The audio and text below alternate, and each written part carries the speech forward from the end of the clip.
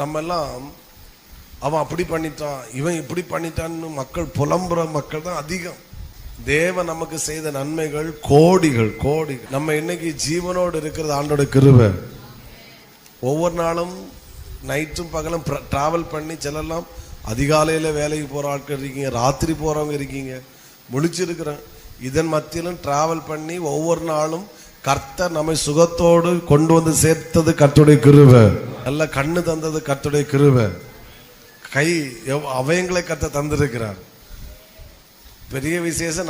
நம்ம விரும்புகிற உணவை நம்மளால உட்கொள்ள முடிகிறது. இதை நினைச்சு பார்க்கறது காட்டிலும் மேன்மையானது வேற ஒண்ணுமே கிடையாது.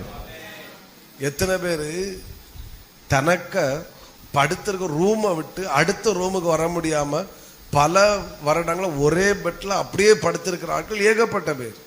ரூமை விட்டு அடுத்த ரூமுக்கு வந்தது கிடையாது. நம்ம இன்னைக்கு நினைச்சா பைக் ஏடு கன்னியாகுமரி போவோம், கார் ஏடு அங்க போவோம், நினைச்சா எவ்வளவு சுத்துறோம், எங்கெல்லாம் நம்ம சுத்திட்டு வர்றோம். இதெல்லாம் எவ்வளவு மேன்மை தெரியுமா? நிம்மதியா தூங்க முடியுது.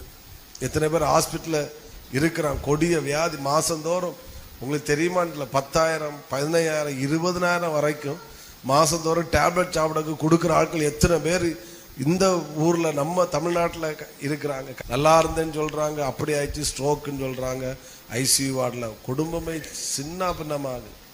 இன்னைக்கெல்லாம் கர்த்தர் நம்மளை ஜீவனோடு சுகத்தோடு ஆரோக்கியத்தோடு உட்கார வச்சிருப்பது எவ்வளவு பெரிய பாக்கியம்.